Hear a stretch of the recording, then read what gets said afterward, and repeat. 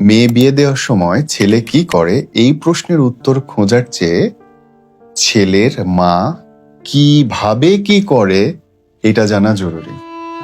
আর সেটা জানার সহজ পদ্ধতি হচ্ছে ছেলের চাচিদের সঙ্গে আলাপ করা, ছেলের দাদির সঙ্গে আলাপ করা, পাড়া প্রতিবেশীর বাসায় গিয়ে এক গ্লাস পানি খাওয়ার ঢঙে হলেও জিজ্ঞেস করা যে ওই ছেলের মাটা কেমন।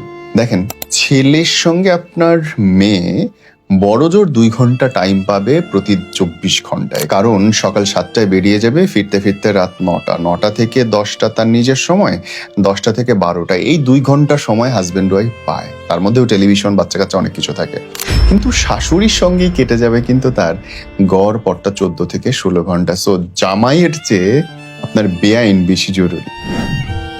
যাদের বিয়ে হয়ে গেছে বোন, আম সরি এই বুদ্ধিটা আগে দিতে পারি না, কিন্তু যাদের বিয়ে সামনে তাদের জন্য এটা ফরজে কিফায়া।